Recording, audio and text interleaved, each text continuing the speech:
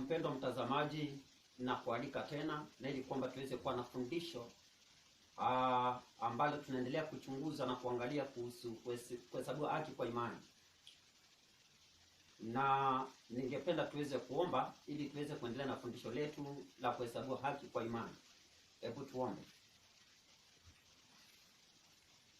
Baba yetu na Mungu wetu uishie mahali pa juu mbinguni, jina lako litukuzwe. Asante kwa sababu ya kutujalia neema na ili kwamba tuweze kuangalia neno lako. Tunapochunguza kuhusiana na kuhesabiwa haki kwa imani, tunaomba ili kwamba utufundishe kama yalivyo mapenzi yako. Nami unitumie kama chombo chako kwa ajili ya utukufu wa jina lako. Tunapoanza hadi tamati, uwe mwelekezi na kiongozi, katika jina la Kristo Yesu Bwana wetu naomba na kushukuru. Amina. Basi mpendwa, na kualika kwa njia pekee na ili kwamba tuweze kuendelea na fundisho. Swali letu ni je, kama tunaokolewa kwa imani, tunahesabiwa haki kwa imani, je, sheria kazi yake ni nini? Na tunaangalia sehemu ya pili sasa hivi, na ningependa nianze katika kitabu kile cha Wagalatia 3 mstari wake wa 11. Maandiko yanasema, ni dhahiri ya kwamba hakuna mtu ahesabiwaye haki mbele za Mungu katika sheria, kwa sababu mwenye haki ataishi kwa imani. Kwa hivyo maandiko yanatuonyesha kwamba hakuna mtu ambaye atahesabiwa haki mbele za Mungu katika sheria, lakini maandiko yametuambia kwamba mwenye haki ataishi kwa imani. Basi sheria ni ya kazi gani? Hilo ndio swali ambalo tumekuwa tukijiuliza. Na katika fundisho la sehemu ya kwanza ambayo tuliweza kuangalia, tuliona ya kwamba sheria ni mara tatu. Kuna sheria ambayo inaitwa moral law ama amri 10 za Mungu ambazo ziliandikwa juu ya mbao mbili za mawe. Na tukaona ya kwamba pia kuna sheria zingine zinaitwa ceremonial law. Sheria ambayo inaitwa ceremonial law ambayo ni sheria kuhusu sikukuu, miandamo ya mwezi na mambo kama hayo, na vinywaji, kutoa kafara, zinaitwa ceremonial law ama sheria za sikukuu ama sheria za kafara. Alafu kuna sheria ambazo zinaitwa civil law ambazo zilikuwa zinatoa adhabu kwa mwenye amevunja ama ameenda kinyume cha Mungu. Zilikuwa zinatoa adhabu. Sasa kusudi la sheria hizo zote zikiwa tatu ni nini? Je, bado zinafanya kazi ama hazifanyi? Sasa tuliona katika fundisho la sehemu ya kwanza ya kwamba amri 10 kazi yake ama sheria ya amri 10 kazi yake ni kutuonyesha dhambi zetu ili tumwendee Yesu atakayetuhesabia haki kwa njia ya imani. Baada ya sisi kuona dhambi zetu na kumwendea na kuungama dhambi zetu na kuzitubu na kuziacha, maandiko yanatuambia tutapata rehema. Mungu ataturehemu na atatusamehe kupitia kwa Kristo Yesu na kupitia kwa damu yake. Tukoona kazi nyingine ya amri 10 ni kwamba amri 10 ndio msingi wa serikali ya Mungu na inaonyesha tabia ya Mungu ya upendo. Kwa hivyo tukoona amri za Mungu 10 zinatuonyesha tabia ya Mungu ya upendo. Alafu ya tatu tukoona ya kwamba amri 10 za Mungu ndio zitatumika kama kipimo cha kupima kila Mkristo na kila mwanadamu katika hukumu ya Mungu. Amri 10 ndio zitatumika katika hukumu. Sasa leo ningependa tuanze na ceremonial law ama sheria ya sikukuu na miandamo ya mwezi. Ningependa tuanze na hiyo. Na kabla sijaendelea, naomba tusome na wewe Warumi. Warumi ni 3. Warumi 3 na mstari wake wa 20. Maandiko yanasema, kwa sababu hakuna mwenye mwili atakayehesabiwa haki mbele zake kwa matendo ya sheria, kwa maana kutambua dhambi huja kwa njia ya sheria. Kwa hiyo tuliona ya kwa jana na katika fundisho ambalo limepita ya kwamba kutambua dhambi huja kwa njia ya sheria, na hivyo hakuna mtu atakayehesabiwa haki kwa matendo ya sheria, maana mwenye haki ataishi kwa imani. Na hivyo tuliona kazi ya sheria ya amri 10 ni kutuonyesha dhambi. Sasa ceremonial law kazi yake ni nini? Wagalatia 3 mstari wake ni 24. Wagalatia 3 na mstari wake ni ule wa 24. Ningependa tuweze kusoma pale. Wagalatia 3 na mstari wake ni wa 24.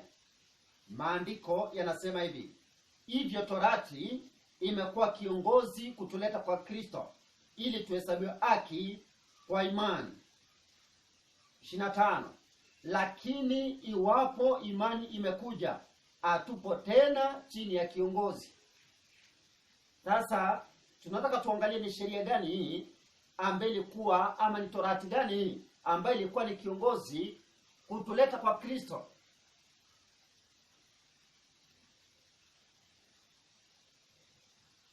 Ni torati gani hii ama ni sheria gani hii hili ambayo ilikuwa ni kiongozi kutuleta kwa Kristo ili tupate kuhesabiwa haki kwa njia ya imani? Kwanza, amri 10 zinatuleta kwa Kristo kwa njia ya kuona dhambi zetu ili tumjie Kristo, tungame na kutubu dhambi zetu. Sasa tunaangalia ni sheria gani nyingine ambayo inatuleta kwa Kristo ili tuhesabiwe haki kwa njia ya imani. Ni sheria nyingine gani ambayo ilituleta kwa Kristo ili tuhesabiwe haki kwa njia ya imani? Na baada ya Kristo kuja, basi tunakuwa tena tuko chini ya hiyo ya kiongozi.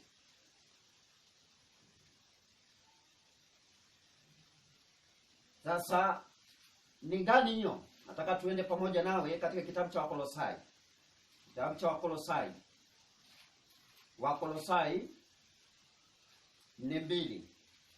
Na ningependa nisome kuanzia mstari wake wa 14. Wakolosai 2 mstari wake ni wa 14. Maandiko yanasema hivi. Maandiko yanasema, akiisha kuivuta ile hati iliyoandikwa ya kutustaki kwa hukumu zake iliyokuwa na uadui kwetu, akaiondoa isiwepo tena, akaingongomea msalabani. Kwa hivyo hapa kuna hati ambayo ilikuwa imeandikwa katika kitabu ya kutustaki katika hukumu za Mungu iliyokuwa na uadui kwetu. Yesu akaiondoa isiwepo tena, akaingongomea msalabani. Hiyo ni gani? Mstari wake wa 15 mpaka na tunaendelea mpaka 17. Akiisha kuzifua enzi na mamlaka na kuzifanya kuwa mkongo kwa ujasiri, akazishangilia katika msalaba huo. Basi mtu asiwahukumu ninyi katika vyakula au vinywaji au kwa sababu ya sikukuu au mwandamo wa mwezi au sabato. Mambo hayo ni kivuli cha mambo yajayo, bali mwili ni wa Kristo. Baadhi ya mambo hayo ambayo yalikuwa yameandikwa katika kitabu, yalikuwa yameandikwa katika hati, ile hati ambayo ilikuwa imeandikwa. Baadhi ya mambo hayo tumeambiwa ni mambo ya vyakula, vinywaji, sikukuu, mwandamo wa mwezi na sabato. Sasa tunataka tuangalie, je, mambo hayo ni gani ambayo ilikuwa ni kivuli cha mambo yajayo, bali mwili ulikuwa ni wa Kristo? Wacha tuangalie ni mambo gani hayo ambayo yalikuwa ni kivuli yakituleta kwa Kristo kama mwili. Muangalia pamoja nawe nami kitabu cha Ibrania. Yaani Mungu hajatuacha gizani tusielewe vile maandiko yanamaanisha. Maandiko yanajieleza yenyewe. Sasa ni gani hii? Ni torati gani ambayo ilikuwa kiongozi kutuleta kwa Kristo? Ni gani hii ambayo ilikuwa ni kivuli kutuonyesha Yesu ilikuwa ni kivuli, ikiwa mwili ni wa Kristo. Ni mambo gani ambayo ilikuwa ni kivuli? 10 mstari wake ni wa kwanza, kitabu cha Ibrania. Basi torati kwa kuwa ni kivuli. Kumbe ni torati ambayo ni kivuli. Torati gani? Basi torati kwa kuwa ni kivuli cha mambo yatakayokuwa, wala si sura yenyewe ya mambo hayo. Kwa dhabihu zile zile wanazozitoa kila mwaka daima, haiwezi wakati wowote kuwakamilisha wakaribiao.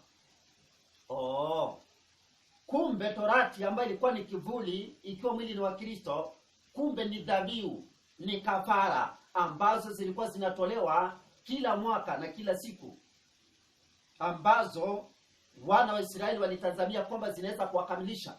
Lakini maandiko yanatuambia kwamba haiwezi wakati wote kuwakamilisha wanaokaribia.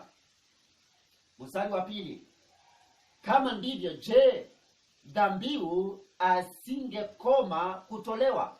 Kwa hivyo ina maana kwamba ni kuhusiana na dhabihu, kafara ambazo zilikuwa zinatolewa na wana wa Israeli kwa ajili ya kuondoa dhambi zao. Lakini kafara hizo zilikuwa zinalenga nini? Hebu sikia, inaendelea kusema, kwa maana waabuduo wakiisha kusafishwa mara moja wasingejiona tena kuwa na dhambi. Lakini katika dhabihu hizo liko kumbukumbu la dhambi kila mwaka, maana haiwezekani damu ya mafahali na mbuzi kuondoa dhambi. Kumbe ni zile dhabihu ambazo alikuwa anatoa za mbuzi, kondoo na mafahali, ambazo walikuwa wameonyeshwa wanafaa kufanya hivyo kwa ajili ya imani, kuonyesha vile dhambi inafaa kuondolewa. Lakini kusikia hizo asingeweza kuondoa dhambi. Ndio maana mtu akitoa kafara ya hizo alikuwa anahitajika kutoa tena na atoe tena na atoe tena. Lakini mstari wa 5 inatuambia, kwa hiyo anchapo ulimwenguni, nani huyo? Yesu. Asema, dhabihu na toleo hukutaka, lakini mwili uliniwekea tayari. Sadaka za kuteketezwa na sadaka za dhambi hukupendezwa nazo. Ndipo niliposema, tazama nimekuja, katika ngombo la chuo nimeandikiwa. Huyo ni nani? Ni Yesu. Ndiye katika ngombo la chuo ameandikiwa. Kwa hivyo katika ngombo la chuo habari ambazo zilikuwa zimeandikwa ni kuhusu Yesu. Ndio maana Yesu aliwaambia Mafarisayo na Masadukano wa Yahudi katika kitabu cha Yohana 5:39, akauliza, je, mwachunguza maandiko? Maana mnadhani mna uzima milele ndani yake, na hayo ndiyo yanayonishuhudia. Kwa hivyo maandiko yote yanamshuhudia Yesu. Na huyu Yesu ambaye ameandikwa katika gombo la chuo anasema ya kwamba dhabihu na toleo hakutaka. Kwa nini? Hata sadaka za kuteketezwa hakutaka, na sadaka kwa ajili ya dhambi hakupendezwa nazo. Kwa hivyo hizo zilikuwa zimeandikwa katika chuo zikimlenga Yesu kama kafara hiyo. Hapo juu naendelea kusema mstari wa 8. Hapo juu asemapo, dhabihu na matoleo na sadaka za kuteketezwa na hizo za dhambi hukuzitaka, wala hukupendezwa nazo, zitolewazo kama ilivyoamuru torati. Kwa hivyo torati hapa ambayo inazungumziwa ni ile ambayo ilikuwa nataja habari za dhabihu na kafara. Ndipo aliposema, tazama nimekuja niyafanye mapenzi yako. Aondoa la kwanza ili kusudi alisimamisha la pili. Katika mapenzi hayo mmepata utakazo kwa kutolewa mwili wa Yesu Kristo mara moja tu. Kumbe zile kafara za kondoo, mbuzi na mafahali ilikuwa inalenga mwili wa Kristo Yesu, ilikuwa inalenga kufa kwa Yesu msalabani. Yesu aje afe kama mwana kondoo wa Mungu anayechukua dhambi ya ulimwengu. Hiyo ni kitabu cha Yohana Injili 1:29. Yohana anamuona Yesu anakuja kwake, akasema, tazama mwana kondoo wa Mungu achukuaye dhambi ya ulimwengu. Kwa hivyo ina maana kwamba Yesu ndiye alikuja ulimwenguni akatolewa kafara ili atuondolee dhambi kupitia kwa kafara yake msalabani. Kwa hivyo sasa dhabihu na kafara na sadaka kwa ajili ya dhambi ambazo zilikuwa zinatolewa za mbuzi, kondoo na mafahali, ng'ombe, hizo zote zilikuwa zinalenga kafara ya Yesu msalabani, na hivyo ziliisha wakati Yesu alikufa msalabani. Ndio maana zilikomeshwa. Hizo ndizo Yesu alisishangilia msalabani, si amri 10. Naomba ushike hiyo point. Kwa hivyo nashukuru sana Mungu, maana maandiko yako wazi ni nini kiliishia msalabani. Kwa hivyo kile ambacho kiliishia msalabani ni sheria zilizokuwa zinalenga dhabihu, kafara ya Yesu msalabani, kafara ambazo walikuwa wanatoa kila mwaka na kila siku kwa ajili ya dhambi. Kwa nini walikuwa wanazitoa? Lakini kabla sijaangalia ni kwa nini walikuwa wanazitoa, inaendelea kusema mstari wake ni wa 11. Na kila kuhani usimama kila siku akifanya ibada na kutoa dhabihu zile zile mara nyingi, ambazo haziwezi kabisa kuondoa dhambi. Lakini huyu nani? Yesu alipokwisha kutoa kwa ajili ya dhambi dhabihu moja idumuyo hata milele, aliketi mkono wa kuume wa Mungu.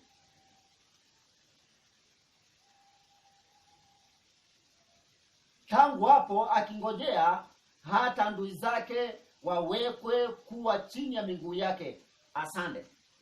Kwa hivyo mpaka ndui wa Kristo atakapowekwa chini ya miguu yake, Yesu ako mbinguni baada ya kufa msalabani kama kafara yetu kwa ajili ya ondoleo la dhambi, ili wote ambao watakubali kafara Yesu msalabani na kukubali kuungama dhambi zao na kusitubu na kuziacha na kuacha kuvunja sheria za Mungu, amri 10, basi watafaidiwa na kafara ya Yesu.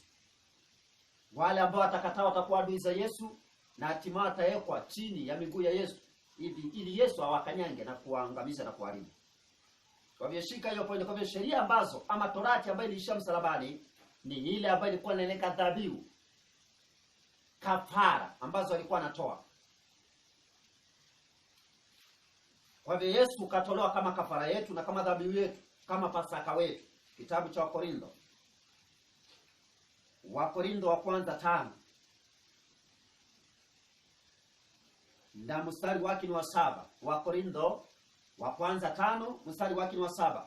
Basi jisafisheni mkatoe ile chachu ya kale, mpate kwa ndonge jipya, kama vile mlivyo amukutiwa chachu. Kwa maana Pasaka wetu amekwisha kutolewa kuwa sadaka, yaani Kristo. Kwa hivyo Yesu ndiye alitolewa sadaka ama kafara, na kama Pasaka wetu Yesu. Kwa hivyo sasa hakuna kutoa kafara tena baada Yesu kufa msalabani. Ndio maana kafara na dhabihu zilihitajika kukoma baada Yesu kufa msalabani. Kwa hivyo shika hiyo point. Si amri 10 zilisha msalabani. Alichoshangilia msalabani na kungomelea msalabani Kristo Yesu, ambaye ilikuwa ni kile ambacho kilikuwa kinalenga mwili wa Kristo Yesu, ni dhabihu na kafara ambazo zilikuwa zinatolewa. Petro wa kwanza, Yesu ndiye aliyekufa msalabani kama kafara yetu. Petro wa kwanza, naomba nisome Petro wa kwanza 1 na nitaanzia mstari wake wa 18. Maandiko yanasema, nanyi mfahamu kwamba mlikombolewa si kwa vitu viharibikavyo, kwa fedha au dhahabu, mpate kutoka katika mwenendo wenu usiofaa, mliopokea kwa baba zenu. 19, bali kwa damu ya dhamani kama ya mwana kondoo asiye na ila, asiye na wa, yaani ya Kristo. Kwa hivyo mwana kondoo aliyekuwa na chinjo alikuwa na mlenga Yesu na kifo chake msalabani. Ndio maana Yesu alipokuwa anakufa msalabani alisema imekwisha. Nini kilisha msalabani wakati Yesu alisema imekwisha? Wengine wanafikiria ni amri 10. Nini kilisha msalabani? Hata manabii wote walitabiri hayo. Hebu sikia Danieli akisema. Nini Danieli alikuwa anajua kitaisha msalabani wakati Yesu anakufa msalabani? Danieli 9. Hebu angalia, hata nabii Danieli alitabiri habari hizo. Alijua nini kinakuja kuisha na kinakuja kukoma. Si amri 10. Msikia? Kitabu ni cha Danieli 9 na mstari wake nitaanzia ni ule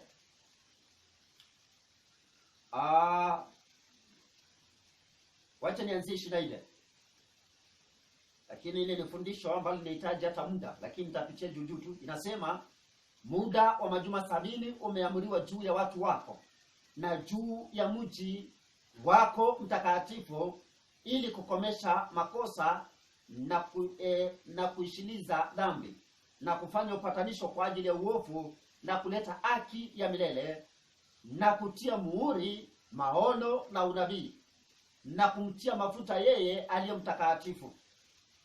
Basi ujue na kufahamu ya kuwa tangu kuwekwa amri ya kutengeneza na kuujenga upya Yerusalemu hata zamani zake Masihi aliye mkuu, kutakuwa na majuma 7, na katika majuma 62 utajengwa tena pamoja na njia kuu zake na andaki.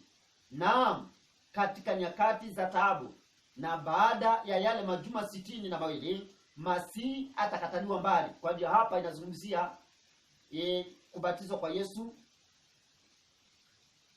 kama Masihi na kama mtiwa mafuta, ambaye ilifanyika mwaka 31 AD. Mahali majuma 70 yalikuwa naishi, majuma 70 yalikuwa naenda kuelekea kuishia. Majuma 70 yalikuwa naishia wakati wana wa Israeli walikuwa wajifungia mlango wa rehema. Kwa hivyo walikuwa wamepewa muda wao wa kutubu na Yerusalemu kudumu ya duniani. Majuma 70 tunabadilisha zinakuwa siku. Kwa nini? Maana katika unabii wa Biblia siku moja ni mwaka moja. Ezekieli 4:6 ama Hesabu 14:34. Na hivyo majuma 70, juma moja liko na siku 7. Majuma 70 hizo ni siku 990, 490 days. Ukibadilisha siku ya miaka ni miaka 490. Zinaanza wapi? Wakati Yerusalemu ilikuwa inajengwa upya. Yerusalemu ilijengwa upya lini? Mwaka wa 457 kabla ya Kristo Yesu, wakati amri ilitolewa ya kujenga upya Yerusalemu. Ndiyo wakati Yerusalemu ilianza kujengwa baada ya amri kutolewa mwaka wa 457. Amri hii ilitolewa na mfalme ambaye alikuwa anaitwa Dario. Mfalme mwingine alikuwa anaitwa Cyrus ama Koreshi, na mfalme wa tatu alikuwa anaitwa Artasasta. Wakati wa kina Nehemia na Ezra ikaenda ikajengwa. Kwa hivyo kuanzia mwaka huo kabla ya Kristo BC mpaka mwaka wa ukiongeza miaka 490 inatuleta mwaka wa 34 AD, wakati Israeli walikuwa walifungiwa mlango wa rehema. Lakini kabla ya hapo, katikati ya juma la mwisho ambayo ni miaka 7 ya mwisho, katikati ya hilo juma, that is 31 AD, ili mbaki miaka 3.5, wapendwa, Yesu ndiye anakufa msalabani, lakini alikuwa amebatizwa mwaka wa 27 AD. That is katika mwaka wa Bwana. Alibatizwa mwaka wa 31 katika mwaka wa Bwana. 27 katika mwaka wa Bwana ndio mwaka alibatizwa. Mwaka wa 31 katika mwaka wa Bwana Yesu akafa msalabani. Alikufa ili afanye nini? Mstari wake wa 26 inasema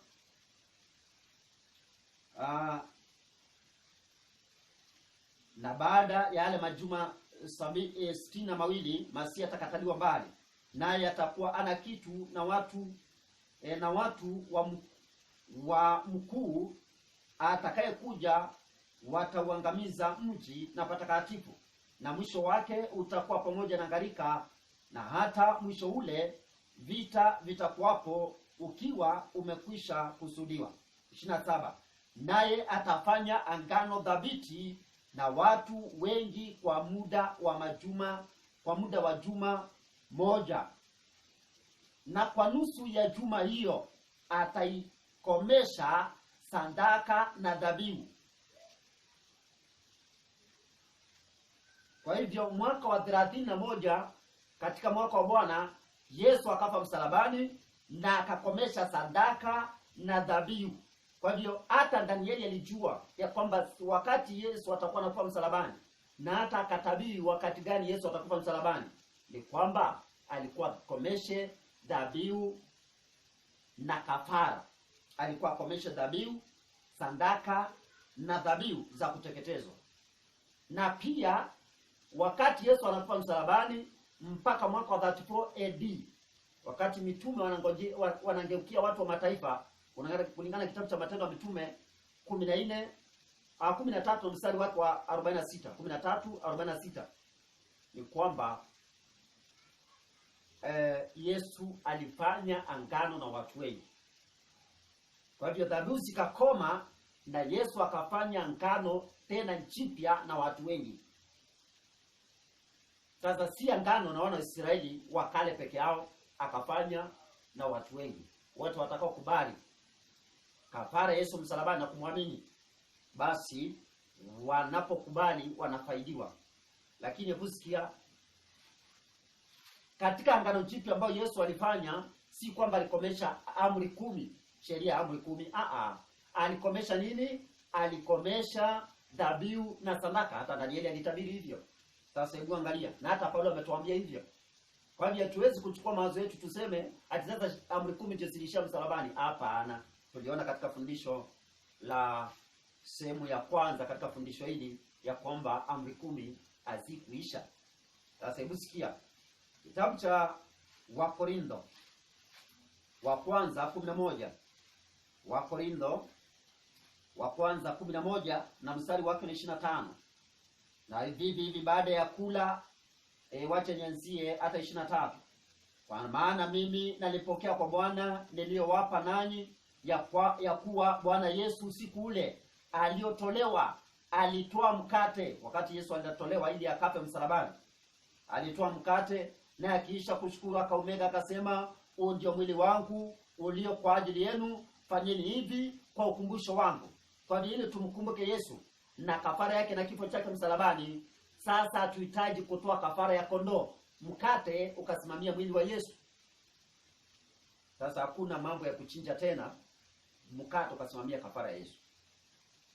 Inaendelea kusema, naye akiisha kushukuru akaumega akasema, huu ndio mwili wangu ulio kwa ajili yenu, fanyeni hivi kwa ukumbusho wangu. 25. Na vivi baada ya kula akakitoa kikombe akisema, kikombe hiki ni angano jipya katika damu yangu, fanyeni hivi kila mnywapo kwa ukumbusho wangu. 26. Maana kila mulapo mkate huu na kukinywa kikombe hiki mwaitangaza mauti ya Bwana hata ajapo. Kwa hiyo njia pekee ya kukumbuka kifo cha Yesu msalabani hata atakaporudi mara ya pili ni Pasaka. Kula mkate usiotiwa chachu ukilenga mwili wa Yesu Kristo, usio na ila wala mawaa. Na kikombe kikilenga angano jipya katika damu ya Yesu. Kwa hivyo kikombe ambacho Yesu alipeana cha kunywa cha divai ambacho tunafaa kutumia katika Pasaka, kikombe hicho kilikuwa kinalenga angano jipya katika damu ya Yesu. Angano la kale ilifanywa na damu ya kondoo, mbuzi, kafara ya hizo. Lakini kafara Yesu msalabani ndiyo inatoa damu ya angano jipya. Kwa hivyo angano jipya inafanywa na damu ya Yesu msalabani kama kafara ya kweli. kama kafara ya kweli. Kwa hivyo kikombe cha Yesu ni agano jipya. Nje ya agano jipya inakataa sheria za Mungu, amri 10. Hebu sikia kitabu cha Ibrania. Barua za Paulo ndio zinafanya watu wengi wasielewe maandiko. Hebu sikia Waebrania 8 na mstari wake ni wa 10. Maandiko yanasema, na hapa Paulo anaposema maneno haya, anataja maneno yaliyo katika kitabu cha Yeremia 31 kuanzia 31 mpaka 32. Hebu sikia, anasema hivi, Waebrania 8 mstari wake ni wa 10. Maana hili ndilo angano nitakaloangana na nyumba ya Israeli. Sasa watu wanaweza kujiuliza, angano lake Yesu katika agano jipya anafanya na wana wa Israeli. Sasa watu wanaweza anza kujiuliza, je, sisi ni Waisraeli? Ndiyo. Yesu anapofanya angano na watu wengi kama vile Danieli alivyotabiri, wote wanaokubali angano hilo basi wanakubali kuwa Israeli wa kiroho. Wapi imeandikwa hivyo? Ili nirudi nisome hili andiko ili lieleweke. Maana watu wengi hata wenye wanatumia fungu hili hawaoni kwamba hili neno limetumika Israeli hapa. Hebu sikia Israeli ni kina nani? Wagalatia. Israeli baada ya Yesu kufa msalabani, atuzungumzie Israeli ya kale. Mambo ya kimwili yaniishia hapo. Yanaanza mambo ya kiroho. Tunazungumzia Israeli ya kiroho, Babeli ya kiroho, mambo ya kiroho. Kipindi cha mwisho duniani. Hebu sikia. Wagalatia, Israeli ya kiroho ni gani? Wagalatia 6 mstari wake ni wa 15 mpaka 16. Kwa sababu kutahiriwa si kitu wala kutokutahiriwa, bali kiumbe kipya, na wote watakaoenenda kwa kanuni hiyo, amani na iwe kwao na rehema. Naam, kwa Israeli wa Mungu. Kwa hivyo Israeli wa Mungu ni wale ambao wanaenenda kwa kanuni ya kiumbe kipya. Kiumbe kipya kwa njia gani? Wakorintho wa 2:5-17. Hata imekuwa mtu akiwa ndani ya Kristo Yesu, amekuwa kiumbe kipya, ya kale yamepita, tazama yamekuwa mapya. Kwa hivyo tunapokubali Yesu, tunapompokea Yesu, tunapokubali kafara Yesu msalabani, basi tunakubali kuwa kiumbe kipya. Ya kale yanapita, tazama yamekuwa mapya. Kwa hivyo tunakubali kuwa kiumbe kipya cha kuachana dhambi na kukubali kuenenda katika maisha mapya ndani ya Kristo Yesu. Sasa hebu sikia agano jipya ambayo Mungu anafanya nao watu. Maana kanasema, maana Waebrania 8:10, maana ili ndilo agano nitakaloangana na nyumba ya Israeli baada ya siku zile, asema Bwana, nitawapa sheria zangu katika nia zao, na katika mioyo yao nitaziandika, nami nitakuwa Mungu kwao, nao watakuwa watu wangu. Kwa hivyo watu wa Mungu kipindi cha mwisho duniani wa agano jipya ni wale ambao wanakubali sheria za Mungu ziandikwe katika nia zao na katika mioyo yao. Mungu anasema atakuwa Mungu wao, nao watakuwa watu wa Mungu. Na Waebrania 4:9 inatuambia ni kina nani aswa ndio watu wa Mungu. Waebrania 4:9 inatuambia hivi, basi imesalia pumziko la Sabato kwa watu wa Mungu. Kwa hivyo watu wa Mungu wanapumzika siku ya Sabato. Kwa hivyo wanakubaliana na amri za Mungu zote 10 mpaka ile ya Sabato. Maana hizo sheria zinaandikwa katika nia zao na ndani ya mioyo yao. Na ili uelewe ni Sabato gani inazungumziwa hapa, si ile ya kafara. Kuna zile za kafara, Sabato za kafara ambazo zilisha msalabani na kuja hapo. Lakini kabla sijakuja hapo, naomba uelewe Sabato ambayo inazungumziwa hapa ni ile ya amri 10 za Mungu ambazo ziweze kuisha. Wapi? Hapo tu imetuambia mstari wa 9 na mstari wa 10 na 11. Inasema basi imesalia raha ya Sabato kwa watu wa Mungu. Kwa maana yeye aliyeingia katika raha yake amestarehe mwenyewe katika kazi yake, kama vile Mungu alivyostarehe katika kazi zake. Tunajua kwamba Mungu alifanya kazi zake kwa siku 6. Siku ya 7 akapumzika, akastarehe, na akaibarikia hiyo siku na akaitakaza. Nasi akatuambia ikumbuke siku ya Sabato itakaze. Kwa hivyo tunapopumzika siku ya Sabato, tunapumzika kama vile Mungu alivyopumzika katika Sabato ya siku ya 7 ya juma. ambayo tuliona katika fundisho la kukesha sehemu ya kwanza. Kama huko angalia ile fundisho, unaweza ingia katika mtandao katika YouTube channel yangu, uandike Joel Ram Mutisia ama Joel Ram M Kilonzo, utaona fundisho hilo. Joel Ram inaandikwa J O E L, hiyo ni Joel, alafu hapo tu ni jina moja unaongeza RUM, Joel Ram Kilonzo. Na hivyo mpendwa, sheria za Mungu, amri 10 aziishi msalabani, zenye zinaisha ni zile za kafara. Zilikuwa ni kiongozi kutuleta kwa Kristo ili tuhesabiwe kwa imani. Na tumeambiwa wale ambao wanakubaliana kafara Yesu msalabani, wanakubali kuwa kiumbe kipya, wanakubali sheria za Mungu, amri 10 ziandikwe katika nia zao na katika mioyo yao. Na Mungu anasema atakuwa Mungu kwao na watakuwa watu wa Mungu. Sasa swali tunataka tujiulize ni je, tumejuaje hizi sheria zimezungumziwa hapa ambazo zinaandikwa katika nia zetu na katika mioyo yetu ni amri 10? Tumejuaje ndizo zinaandikwa katika nia zetu na katika mioyo yetu katika Agano Jipya? Tumejuaje? Daudi alitabiri ni gani ambazo alikubali ziandikwe katika moyo wake. Kitabu cha Zaburi 40 na mstari wa 8. Zaburi 40 na mstari wake ni ule wa 8. Sikia vile maandiko yanavyosema. Zaburi 40 na mstari wake ni wa 8. Maandiko yanasema, kuyafanya mapenzi yako, Mungu wangu, ndiyo furaha yangu, naam, sheria yako imo moyoni mwangu. Kwa hivyo hapa sheria ambayo inazungumziwa, ambayo inafaa kuwa ndani ya mioyo yetu, ni ile ambayo itatusaidia kuyafanya mapenzi ya Mungu. Sheria ambayo inatuelekeza kuyafanya mapenzi ya Mungu, hiyo ndio inafaa kuwa ndani ya mioyo yetu. Ngani hiyo? Kwa hivyo Daudi amesema kuyafanya mapenzi yako, Mungu wangu, ndio furaha yangu, naam, sheria yako imo moyoni mwangu. Ngani hiyo?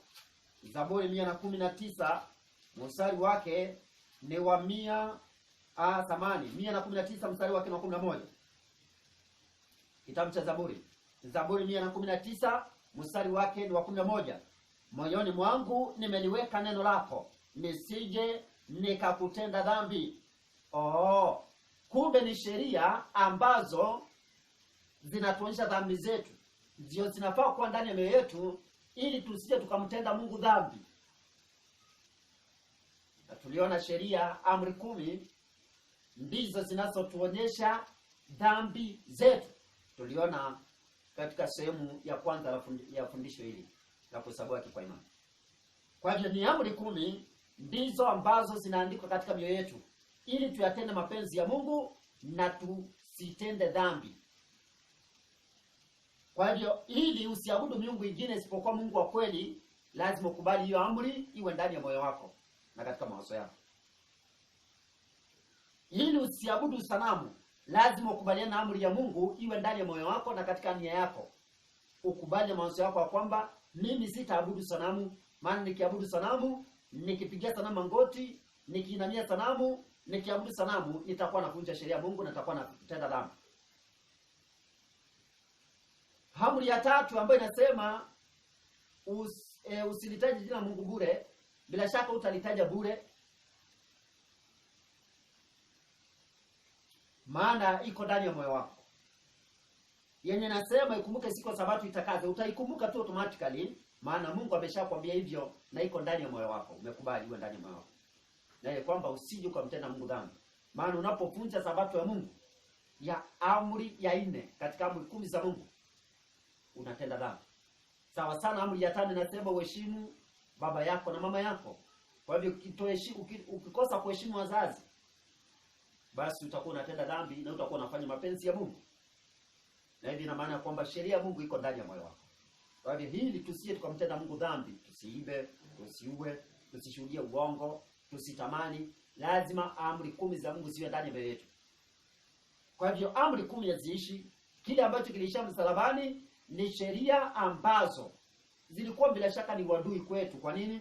Imagine kama ni kutoa kafara, sasa ungekuwa umetoa mbuzi ngapi ama ng'ombe ngapi kwa ajili ya dhambi ambazo unatenda kila siku.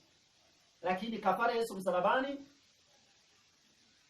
imetusaidia pakubwa ya kwamba tuachane na kafara ya mbuzi na kondoo na ng'ombe, tutakutoa kafara ya wanyama kwa ajili ya dhambi. Kwa hivyo wapendwa, kwa nini kafara ilikuwa inatolewa? Hebu sikia kwanza, kitabu ni kile cha Waebrania. Waebrania 9, naomba nisome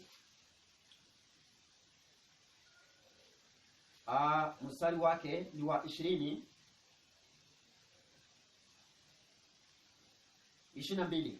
Maandiko yanasema, na katika Torati karibu vitu vyote usafishwa kwa damu, na pasipo kumwaga damu hakuna ondoleo la dhambi. Kwa hivyo katika Torati ambayo ilisha msalabani, vitu vyote vilikuwa vinasafishwa na damu. Kwa hivyo dhambi zetu zilikuwa zinaondolewa kwa damu, ama dhambi za Israeli zilikuwa zinaondolewa na damu, na damu ya kafara ya kondoo ambao walikuwa wanatoa, mbuzi, ng'ombe, hizo zilikuwa zinatakaza wana wa Israeli na kutakaza hekalu. Lakini hiyo ilikuwa ni kivuli cha mambo yanayokuja ambayo mwili ni wa Kristo. Azingeweza kuwakamilisha, lakini walifanya kwa njia imani wanapokubali kafara ya Yesu msalabani. Kwa hivyo anapozifanya, maana ni Mungu alikuwa amesema, basi walikuwa wanafanya kwa njia imani hata ije wakati ambapo Yesu anatolewa kafara msalabani. Ndio maana Kaini na Abeli, Kaini alitoa sadaka inayokubalika ya mwana kondoo. Abeli akakataa kukubali kafara hii ya Yesu msalabani, akatoa chochote ambacho alifikiria ni sawa tu, akatoa mazao ya shambani, kinyume cha Mungu. Na hivyo ni wazi kabisa Torati ambayo ilishia msalabani ni ya amri 10. Si amri 10 samani, ni ya kafara na sadaka na dhabihu, lakini amri 10 zinadumu kama tulivyoona katika fundisho ambalo ni la kuhesabiwa kwa imani sehemu ya kwanza.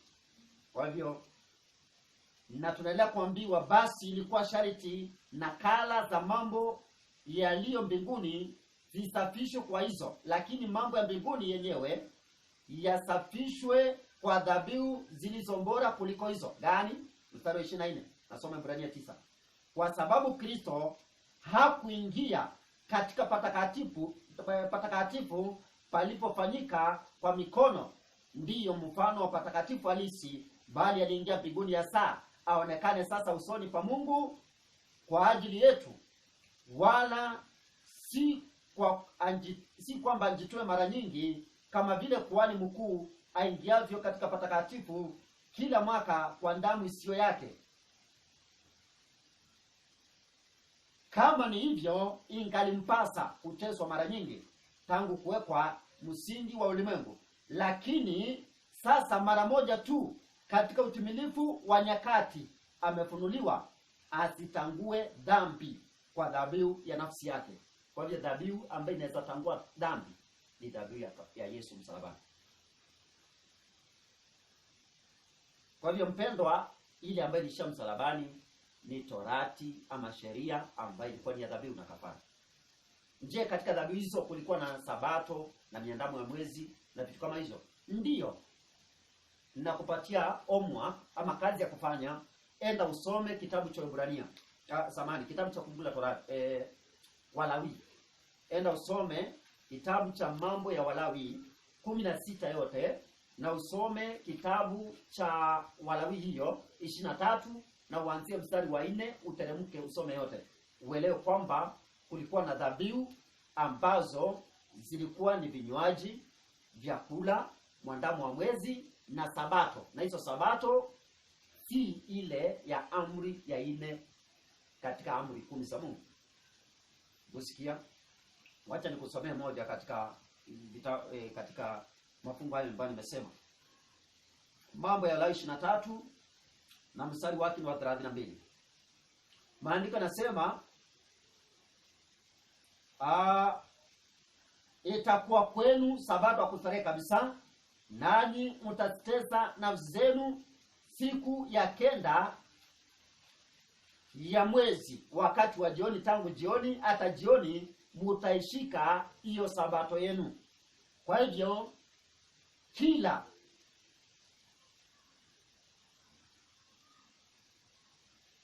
tarehe 9 ama tarehe 9 ya mwezi wa 7 ilikuwa ni Sabato. Je, leo kuna watu wanatunza Sabato kama hiyo? Hapana, ilisha msalabani. Hebu sikia ingine. Mambo ya Lawi 25:1.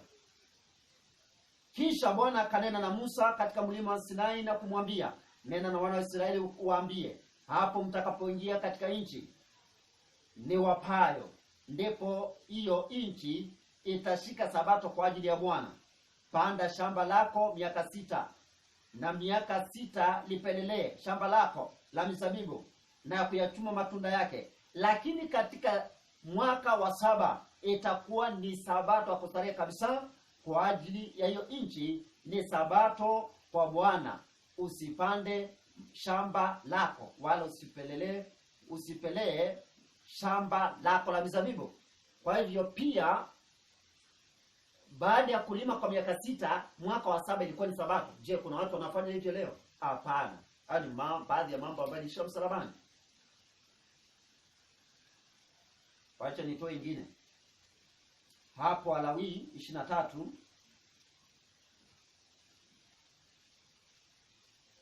Walawi 23, wacha nisome ingine ili tupate kuelewa.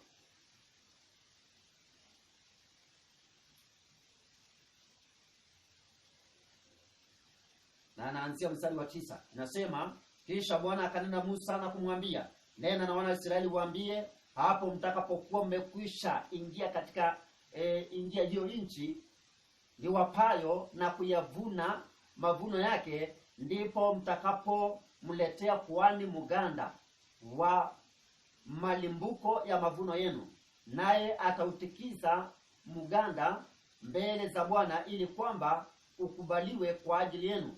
Siku ya pili baada ya Sabato kuhani atautikiza, na siku hiyo mtakayotikiza mganda mtamsongeza mwana kondoo wa kiume mkamilifu wa mwaka wa kwanza awe sadaka ya kuteketezwa kwa Bwana, na sadaka yake ya unga itakuwa ni sehemu za 12 za efa za unga mwembamba uliochanganywa na mafuta. Ni kafara iliyosongezwa kwa Bwana kwa moto, kwa harufu ya kupendeza. Na sadaka yake ya kinywaji itakuwa ni divai robo ya ini. Nanyi msile mkate wala mbisi wala masuke machanga hata siku hiyo hiyo, hata mtakapokuwa mmekwisha kuleta sadaka ya Mungu wenu. Hii ni amri. Unaona? Kwa hivyo kwa kweli ilikuwa ni torati ya kwamba kulikuwa na sadaka za dhabihu ambayo tumeambiwa kinywaji, sadaka za vinywaji, vyakula, sadaka za kutoa kafara. Hizo ndizo zilisha msalabani, wala si amri 10. Lakini watu wengi siku ya leo wanaokataa Sabato ya siku ya 7, wakitaka kutunza siku ya kwanza ya juma na Jumapili kama siku ya ibada kwao ama siku ya kupumzika kwao, bila shaka wanatumia mafungu ya Paulo vibaya. Kwa hivyo wapendwa, tumeona hakika kabisa ya kwamba sheria ambayo ilisha msalabani ni ceremonial law. Ingine ambayo ilisha msalabani ni gani? Ama ilisha na kuja kwake Yesu ni gani? Naomba nisome hiyo ya mwisho alafu nimalize. Gani? Kitabu cha Yohana 8. Naomba nikuonyeshe vile Yesu alifanya ili kutuonyesha hii iliisha. Yohana 8 na mstari wake nitaanzia wa kwanza. Maandiko yanasema, walikwenda kila mtu nyumbani kwake, naye Yesu akaenda mpaka mlima wa Mizeituni. Hata asubuhi kulipokucha akaingia tena hekaluni, na watu wote wakamwendea, naye akaketi akawa akiwafundisha. Waandishi na Mafarisayo wakamletea mwanamke aliyefumaniwa katika uzinzi. Wakamweka katikati, wakamwambia, Mwalimu, mwanamke huyu amefumaniwa alipokuwa akizini. Basi katika Torati Musa alituamuru kuwapiga kwa mawe wanawake namna hii. Nawe wasemaje? Nao wakasema neno hilo wakimjaribu ili wapate sababu ya kumstaki. Lakini Yesu akainama akaandika kwa kidole chake katika nchi. Nao walipozidi kumhoji, alinjiinua akawaambia, yeye asiye na dhambi miongoni mwenu na awe wa kwanza wa kumtupia njiwe. Akainama tena akaandika kwa kidole chake katika nchi. Nao waliposikia wakashtakiwa na dhamiri zao, wakatoka mmoja mmoja, wakianzia tangu wazee hata wa mwisho wao. Akabaki Yesu peke yake, na yule mwanamke amesimama katikati. Yesu akajiinua asimwone mtu ila yule mwanamke, akamwambia, mwanamke, wako wapi wale washtaki wako? Je, hakuna aliyekuhukumu kuwa na hatia? Kwa hiyo kuhukumu ni wakati unaadhibu mtu kwa sababu ya kitu ambacho amefanya. Kuhukumu si kuonya dhambi. Maana kuna watu wengi ambao wakiambiwa kuzini ni dhambi ama kutotunza sabato ni dhambi, anasema anahukumiwa. Kuhukumiwa ni wakati unatoa adhabu. Kama vile mtu akipelekwa kotini, anahukumiwa kupigwa faini, ama anahukumiwa kufungwa miaka 10 ama miaka 2. Kwa nini? Kwa sababu ya kile ambacho alikuwa ametenda. Kwa hivyo hukumu ni hiyo. Sasa hapa Yesu anauliza, je, hakuna aliyekuhukumu kuwa na hatia? Kwa hivyo wote, hakuna mmoja aliyemtupia njiwe, kumaanisha wako mhukumu alienda, lakini walikuwa wamemshtaki. Akamwambia, hakuna Bwana. Yesu akamwambia, wala mimi sikuhukumu, enenda zako, wala usitende dhambi tena. Wala usitende dhambi tena.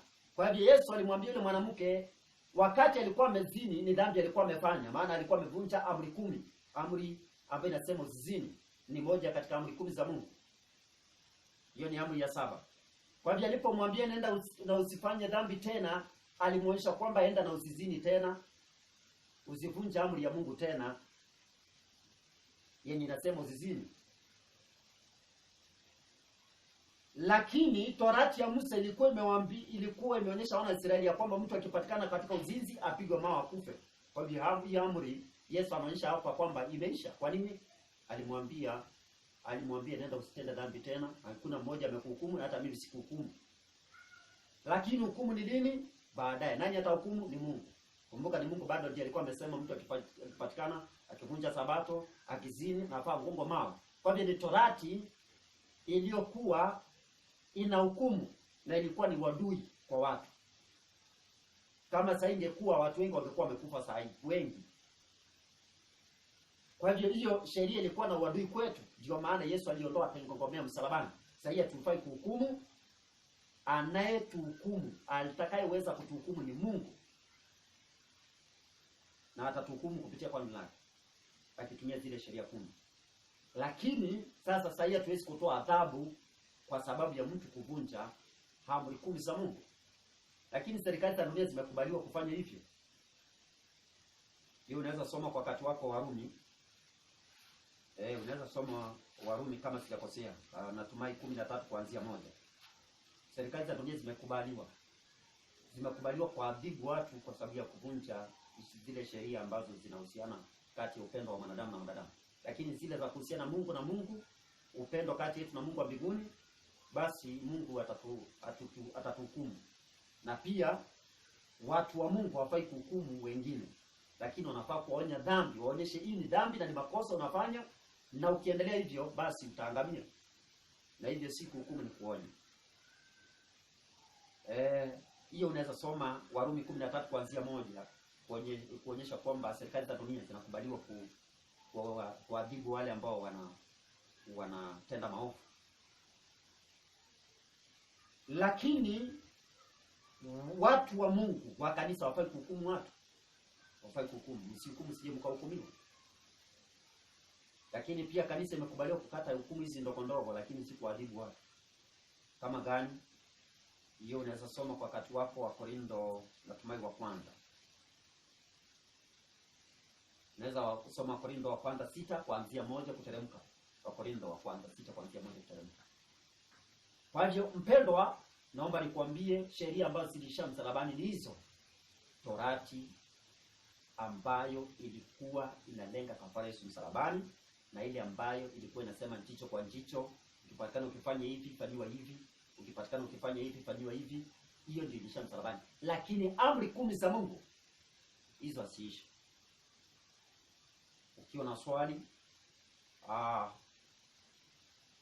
unaweza nipigia simu na kuniuliza swali hilo.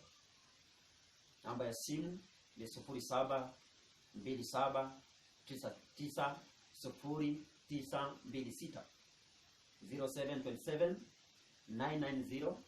0727990926.